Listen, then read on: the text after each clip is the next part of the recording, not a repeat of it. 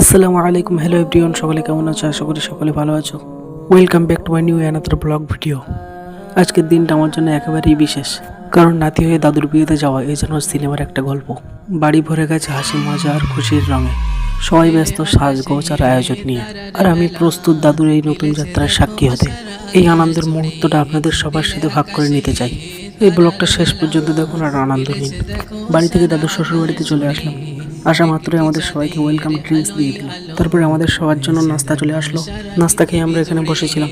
তারপর রেজিস্ট্রির কার্যকলাপ শুরু হয়ে গেল। আর এদিকে ভাবছে আমার মামার বিয়েটাতে হয়ে গেল, আমারটা কবে হবে। চলো তোমাদের একটা জিনিস দেখাই।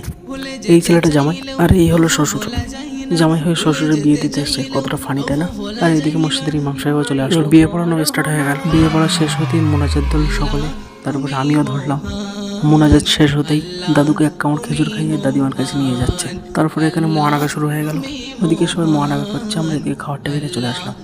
প্রথমে সাদা ভাত চলে আসলো, তারপর ডালের বেগুনি চলে আসলো, তারপরে ভালো একটা সাইজের কাতলা মাছ চলে আসলো, তারপর মাংস। খাওয়া শেষ করে আমরা দাদুর ঘরে চলে আসলাম। দাদুর সাথে বসে গল্প করা শুরু করে দিলাম। দাদু আর দাদিমা শ্বশুর বাড়িতে থাক আর আমরা বাড়িতে যাই। তার কিছুক্ষণের মধ্যে আমরা বাড়ির দিকে রওনা দিলাম। তারপরে রকেটের গতিতে বাড়িতে চলে আসলাম। বাড়ির মেন গেট খুলে ঘরে চলে আসলাম সোজা। আজকের ব্লগটা এই পর্যন্ত, দেখা হচ্ছে নেক্সট কোনো ব্লগে।